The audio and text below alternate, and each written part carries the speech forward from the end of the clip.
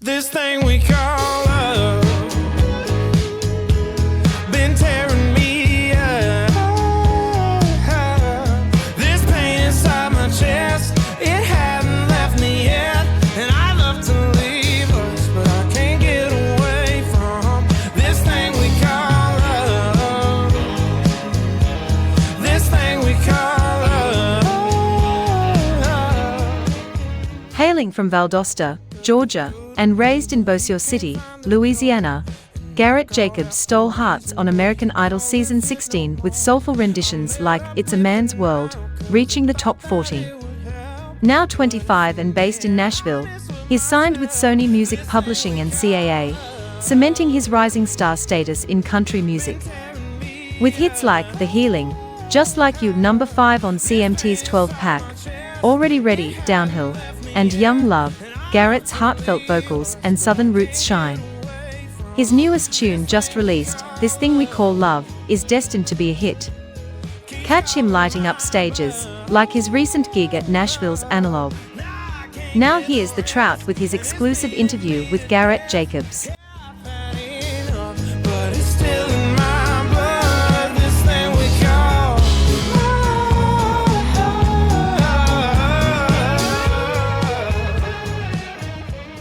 Were you born in Georgia? No, so I lived in Georgia for a while because my dad was military. So he was stationed in Valdosta at Moody Air Force Base for like 7 years. But I Okay. was born in Boseyour City, Louisiana. Oh, so yeah, that's why you went back to Louisiana originally. Yeah. Yeah. So you're a Cajun, Oh, yeah. basically. Well, it's funny because the Cajuns down south will probably disown me because I'm from like Bossier, which is right by So, yeah. Shreveport. Yeah, So they'll you're tell me I'm from Arkansas. But my mama's Yeah. roux is just as dark as theirs. So like, I don't know. As long as you can explain what lanyap is, you're good. So Oh, yeah, it's a those little people left over there over. like, what? What's that? Anyway, It's a little extra. but your story is a little unique from the fact that did you grow up? Because I read what I could read about your bio was the fact that you didn't start at a young age and go, I want to be a recording star. You kind of did you melt into it more when you're older, like in high school? Is that the way I understand it? So I always had the dream. And it's funny, I'm kind of in the middle of um I'm kind of reshaping my brand right now. And I really need to rewrite my bio, but because my bio feels a little like overcooked. I want it to be like, I guess, more genuine or something. But that being said, I've always wanted to do music. Okay. I like I remember seeing my mom sing in church when I was like 4 or 5 years old and thinking that was cool and always singing on the radio. I feel like as long as I've been able to talk, I've been singing and always had some kind of thing Hmm. in my head and always thought about being on stage. But when I was in high school, that's kind of when I found country music. I grew up in the South, so it was all over the place. But when I heard Whiskey and You by Chris Stapleton for the first time, and I was like, what is that? That is awesome. And that's kind of what got me into country and blues music. But when was the time that you said, okay, I want to go from a kid that wants to write music to the taking it more seriously? Oh Like yeah. I really want to get into this. Yeah, so I I went on American Idol when I was 18. Oh yeah, we're going to talk about that because I've Yeah, interviewed two people from there. Okay. How old yeah. were you when that happened? I was a senior in high school. I auditioned for the show when I was 17. And that entire process, I think it was the third day of Hollywood Week or something, because I was a minor at the time. I turned 18 on the Friday at the end of Hollywood Week. Oh, okay. So after that, my mom went home because like they weren't obligated to pay for her stay anymore or No, yeah, whatever filming. yeah. But anyways, my mom was there during Hollywood Week, and I looked at her and I was like, I don't know if I'm gonna be able to do anything else knowing that this exists, you know? Wow. Like I feel like I have to chase this while I can. So when I got off the show in April of Who 2018. won that year when you were there? Maddie Poppy won, Okay. and my best friend Caleb Lee Hutchinson got second. Um, but I got off the show in April of 2018, and I was living in Nashville by August. And I just kind of like it was a God thing. I knew somebody out here that needed a roommate, and I just came out here. I had 4 boxes and a guitar, and he had a spot that was furnished, so I just was here. Like, Well, I think the funny thing about it too is you could have taken another path. You could have got up there with all those people and just had the fear of God in you because you're working with a huge organization, yeah, American Idol, and you're going from 0 to 250, 400 miles an hour because you're immediately exposed to what it's like at the top of a corporation, a media corporation that it's does TV, dude. its TV. Yeah, And you could have easily gone, okay, this is, let me go back home and play a few bars and I'll be happy. yeah, But it's interesting, you went the other way. yeah. You said, okay, this lit me up. Well, I got to do this. and it wasn't even like the TV aspect of it that did it for me. It was being surrounded by so many people who had the same love for music that I did, talking about like the contestants and everything. And because I had a great time on the show, but at the end of the day, it is just a TV show, Yep. like it's not um like they care about the music and the audience cares about the music, but at the end of the day, it's a TV show and they're trying to get ratings, you know? So it wasn't that part that intrigued me as much as I was 17 and still learning how to sing and being around these people that are my age and older who seem like they're masters to me. I was like, one, it made me be like, I need to be way better. Hmm. And two, it just, I don't know, when you have that much energy of the same thing concentrated in one place, like you either love it or you hate it. And I loved it, you know? Well, I think part of it is it's exactly what you said. It's the energy. Yeah. When you go down to Nashville, you live in Nashville, Yeah. and you go down Broadway or you go to muscle shows and you hang out with these people, it's kind of like mind think you're all doing the same thing. And what I think what changes it too is two things happen to you. You realize you're probably not as good as you thought you were. Yeah. That'll scare the crap out of you. And the other thing is you're exposed to people that are I call it in the club. Yep. You're in the club. And then you get to talk to people that have been doing it and they can give you some insight. But at the end of the day, it's all about talent and drive, Yeah. you know. So, all Yeah. right, so you come back from American Idol, get exposed to that, and you say, I'm going to move to Nashville. You move in with a friend. What happened after that? So, when I moved to Nashville, uh, I had been told by plenty of people that if you want to make it anywhere in town, you have to write. Hmm. I'd never written a song Hmm. when I moved here. Okay. So I mean, I had a couple co-writes here and there through, people that I'd met that honestly were just like throwing me a bone. I had no business being in the rooms that I was in sometimes, but you know, they were helping me out. But for the first 6 months, I basically sat in my room every single day and wrote songs, and that was it. And all of them were bad. But you have to do that because It's that's true. just It's true. the process of filtering out. It's the trial and error, you know? And you go through that thing where you write a song, and because it's brand new, you're super excited about it. And then you listen to it the next day and you're like, this is not good. It's not good. And it's also extremely humbling, you know? I Earlier, you remember. talked about how, you get somewhere and you realize you're not as good as you think you are. Um, if anything has taught me, like this town has taught me just to stop thinking that you're good at all. No, You you just do know, what you like do. you think positively about yourself and you believe in Correct. yourself, but at the same time, like the second that you think you have something figured out is the second that growth stops happening, and that sucks. I'm always wanting to get better. So putting yourself in the mindset of everybody has this more figured out than me, and I'm just chasing it the only way that I know how. That's Everybody, it's like anything else. yeah, Tiger Woods did not come out of the womb playing golf. yeah. It just doesn't happen that He way. did Everybody, come out of the womb wanting to win, though. that's true. That It's is the true. same thing with what you do, and that is it takes drive and determination. The And drive is a lot, and I think the other thing humbling is when you go to the studio and you're getting ready to. I'll never forget when I did it, and I went to the studio. First time I record, and I'm standing in front of, I don't know, a $10,000 Neumann mic, and I'm starting to sing, and I'm going, oh my God, I got to get better real quick. the first time I recorded my vocals, I was at Burton Studios in Shreveport doing a couple demos. Right. And I was like, wow, this is hard. Like hearing your voice in your ear for the first time. Just that, it's a whole new experience. Now, Yeah, like it is weird. now being in the vocal booth is one of my favorite places to be, just because from writing so much and doing so much stuff with track guys and producers in the room like that. That's one of my favorite places to be, especially when you're on a new song, because the creativity that happens is like endless, if that Mhm. makes sense.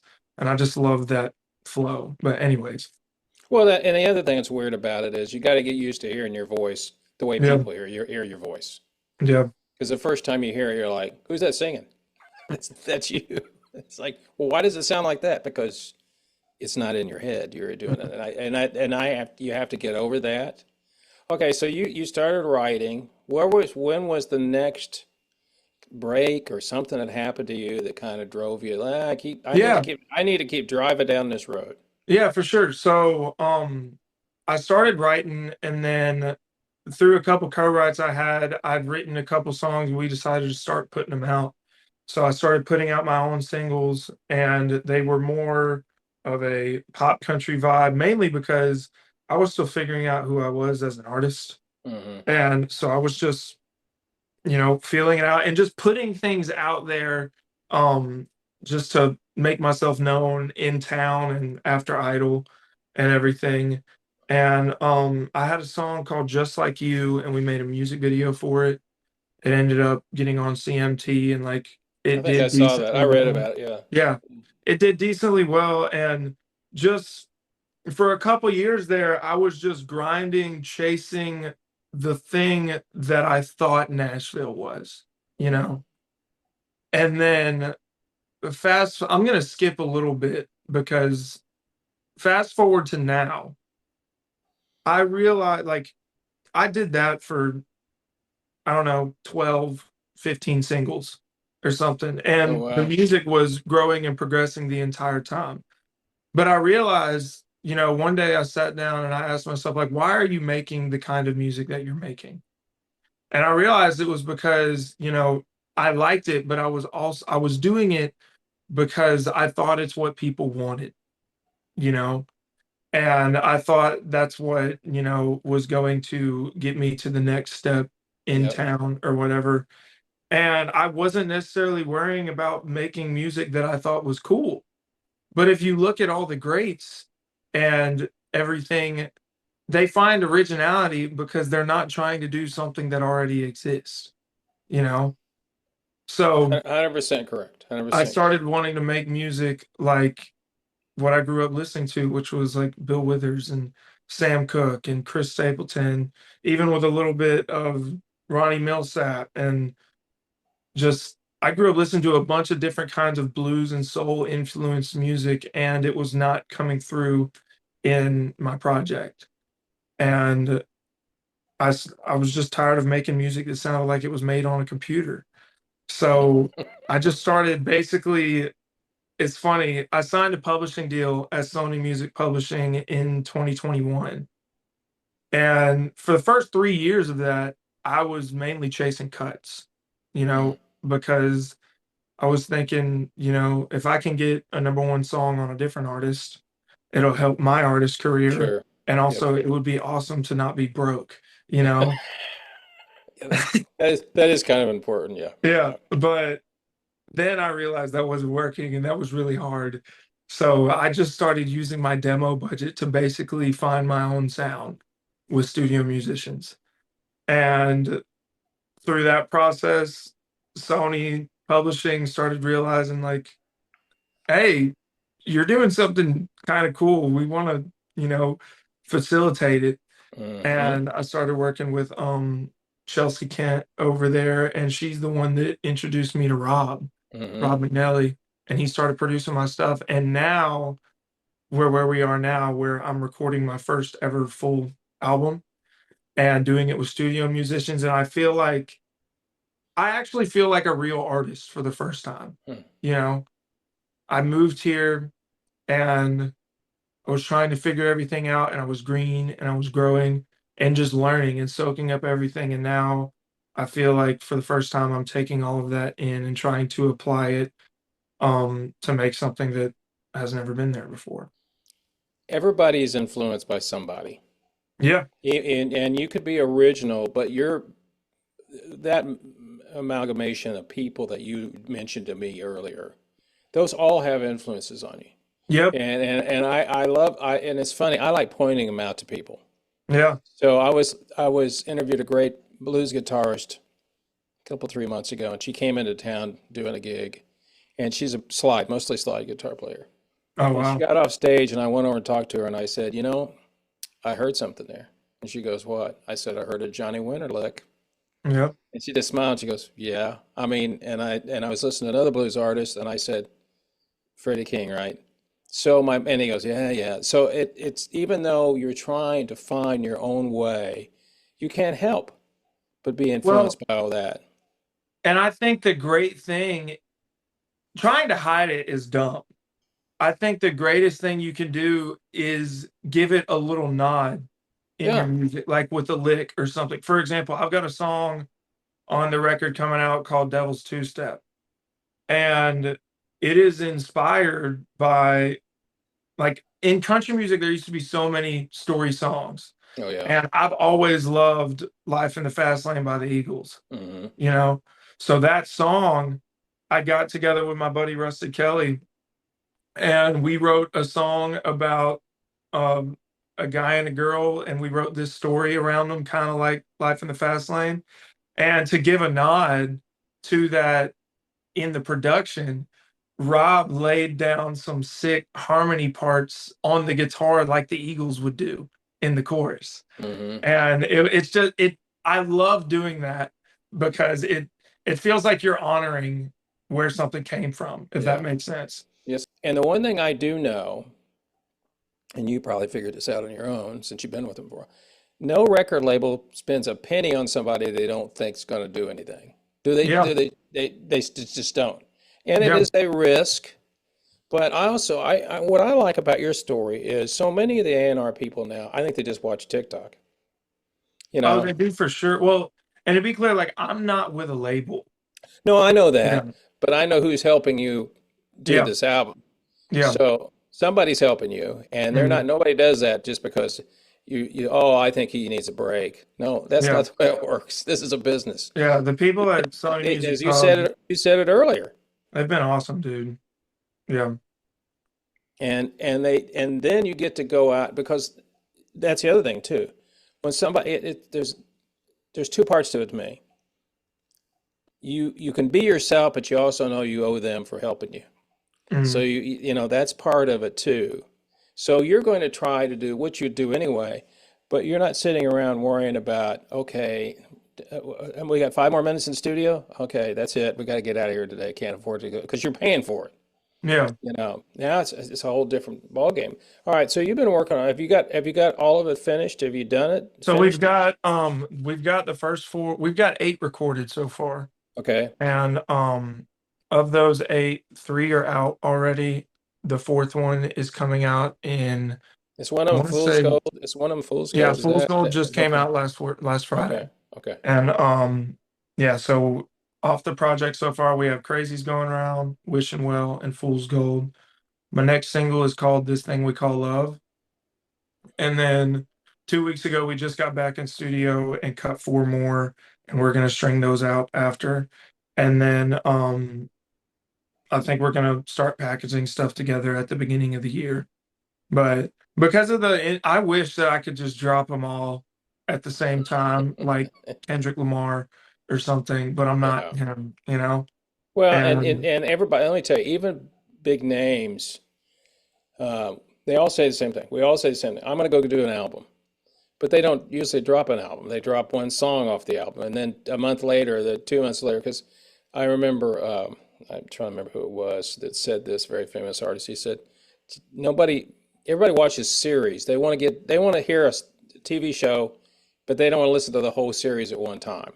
So yeah, it's like when I was your age, we bought albums and sat down and listened to the whole album, recorded them or whatever, and listened to the well, and whole that's how thing. I still listen to music. Like, Well, yeah. So, but the world's not like that no, anymore. they're not. And I think the advantage you have to a certain degree, I'm from the old school.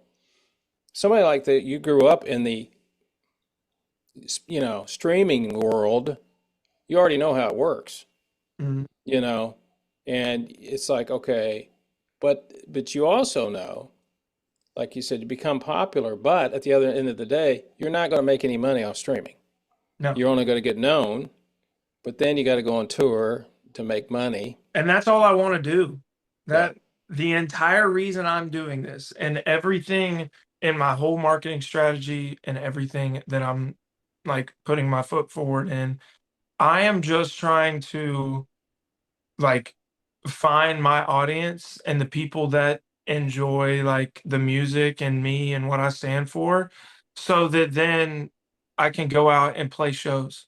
Cause my if I'm playing shows and I can like have enough money. All I want to do is like be able to buy a house. I just and then I'll be good. Like I'm living the dream. Like if I can pay my bills and tour and make music and not have to get a real job, like this is awesome. You know? That's all I want, dude.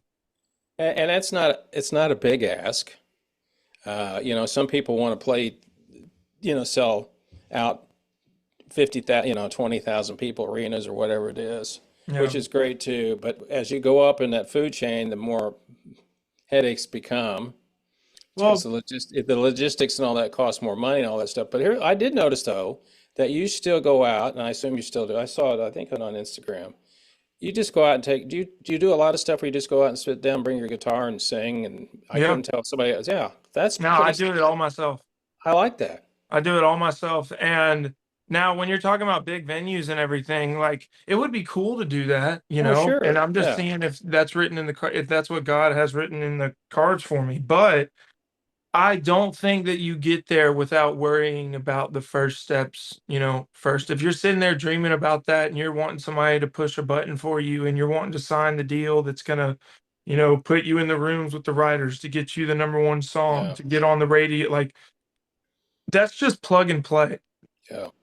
But you're not making anything like real. There's a reason why artists like Cody Jinks and why artists like Kip Moore and artists like Cody Johnson and stuff, they have the careers that they do and they have job security because no matter what happens, there are people who love them and their music and are always going to be a fan, you know?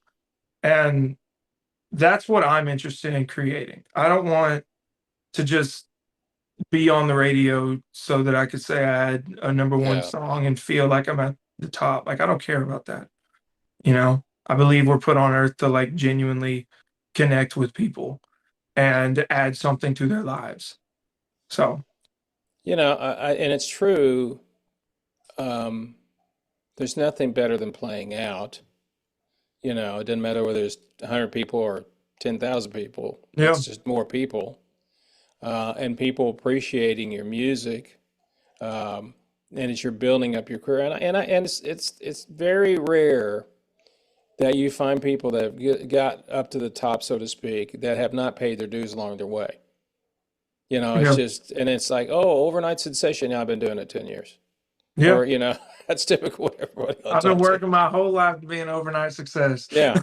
So, and people don't understand that. But I think there's an unwritten rule that you have to do that. Yeah, I hone in on people that still write their own music, want to do their own thing. Um, Everybody still needs a great producer to work with.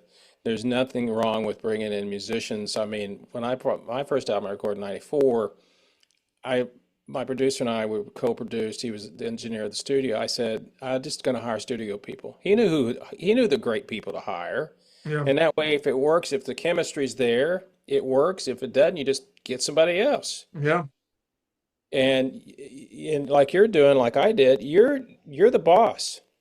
Yeah. So you need a list of people, but you can't get a better person than Rob McNally to tell you the stuff that Dude. and to keep you genuine, because that's hard sometimes, because it's easy to follow the crowd. You Hmm. know, oh, I want to be like Keith Urban. Okay, I'll just write songs like Keith Urban. Okay, or I'll do, Jelly Roll. I'll do songs like Jelly Roll. Well, they And already exist, yeah, they already you exist, but know? then you just want to copy it. But it sounds like to me that you're doing what's not unusual anymore, the independent artist routine. But Hmm. you do have some people that are really interested in you. Yeah. What's been the what's the talk around people? You were talking about the lady that introduced you to Rob. Hmm. What do they say to you? Go out and do your thing. I'm just curious. I just from one. Um, they encourage me to remain creative and remain myself and remain positive. Like that is the main thing. Like they help a lot with logistic things. Like right now, I'm trying to plan a backyard tour and like Mm, small shows around like the Delta and stuff like that. mm-hmm, But so they help with the logistic things on that, and you know they facilitate booking the studio and everything. But when it comes to just thinking about what's next and everything, they just encourage me to be me and find what I want to do. mm-hmm, And then when I find what I want to do, like I bring it to them, and then we figure out how we can make it work. That's kind of the dynamic that we have right now, and mm-hmm, it's really awesome. This whole thing happened because I thought, Rick, I'm gonna be honest with you. In November, I was coming up on the last year of my deal, and mm-hmm, I was like, I'm gonna get dropped anyways because I'm not making these people any money. mm-hmm. So I might as well just start making dope music and not care about what my red balance looks like Right. because I'm not going to make any. So I basically just started doing stuff without asking permission. Mm-hmm. And I just got lucky that they thought what I was doing was cool. But you go back to Mhm. American Idol. Yeah. I always tell people this when I watch it. I don't care how good you are or how bad you are, taking that chance and saying, I want to try to get on American Idol. Just Yeah. try to get on to get past the first level. That's a self-confidence thing right there. Now, Yeah. did you send a video in or did you go there and try Oh, out? so I did both. I sent a video in and the producers liked me. So they asked me to come to New Orleans. I auditioned in front of the producers. And so I basically got to skip the open call. The producers liked me. And I went home, and then they asked me to come back to New Orleans and come in front of the celebrity judges. Who are the judges there? It was the first year that it was like Katie, Lionel, and Luke. Oh, okay. It was the comeback season. So I went back down to New Orleans and got in front of them and got my golden ticket. And then it was like, you're going to Hollywood. And I was like, how's this work? And they were like, we'll let you know. So then that happened in like, Can I show this to the airplane company, the airline? I got yeah. a golden ticket. Let What's me on the crazy is plane? they didn't let me keep my golden ticket. They take it Like back. I knew a couple people that got to keep theirs, but I didn't get to keep mine. That's too bad. Yeah, well, But I think my that they point didn't being get to is, keep them; they just stole it. my point is, you took a risk, Yeah, I really. everybody I know that makes it in the business, the music business, has taken a risk. Yeah, And I always explain to people, I said it's not a risk that you would think risky, like hurt your body risk, like I'm going to drive 150 miles an hour in my car. yeah, You do something like going there and trying out. And that takes, because you have to, in your mind, you have to go, okay, I'm competing about how many people I'm competing to. Oh, and I have to go through this producer. Okay, then another one. I I got to wasn't keep thinking going. about that, dude. No, you just wanted to sing. I literally, the only way that I made it through that show was I was just thinking about the moment that was right in front of me. I was Hmm. not thinking any, and I was not thinking And there's a part of me now that is wanting to get back to that. Like there's parts of your younger self when you were less experienced that you miss. And that is one part that I do miss because I was able to just go into a situation, not care about the outcome, and just be like, focus on the moment, do the best I can in that moment, and whatever happens, happens. And it got me that far on the show. And then I moved to Nashville with the same mindset. There you go. And so I feel like I still do adopt a little bit of it because you sit here and you go and you make the song and you try to make it as good as you can in the moment, and then you put it out and whatever happens, happens. How many more songs do you want to record to kind of So finish the far, project you're on right now? so I actually just found out we're doing 8 in studio so far. I Okay. don't know if I'm gonna get to do any more than that, but that's what we have recorded Okay. now. Okay. But on top of that, we're going to record some like acoustic vocal stuff Mm. and put that out. And then I'm also going to be doing 2 different like live concerts, basically kind of tiny desk style Yeah, yeah, in the yeah. studio at Sony, and we're going to record those and put those out as well. So I think the goal by December is like 24 songs. That's a lot. It's a lot, and I'm so excited for it. Some of them, like I think some of the acoustic stuff is gonna be like recut, like or some of the live stuff is gonna be recut from the stuff we Original did in recording. studio. Yeah. But one thing I'm excited for is I have a lot of songs that didn't necessarily fit the project, but they're songs that I love. So I'm gonna be able to still put those out as like the guitar vocal stuff. And they'll still get to have a life that I want them to have.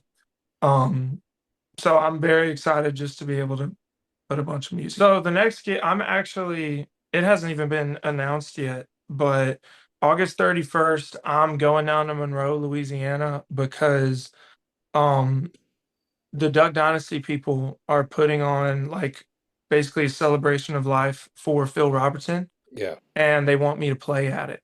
So I'm gonna get to go down there and play, and it's gonna be a great time, and I'm super pumped for it. So, Well, it's a different story. I'd have to ask you all the details, but that's for another time oh because yeah, that's yeah, pretty cool. That's pretty yeah. cool. Well, Mr. Garrett Jacobs, thank you so much for your time. I appreciate Thank it you, Rude. immensely.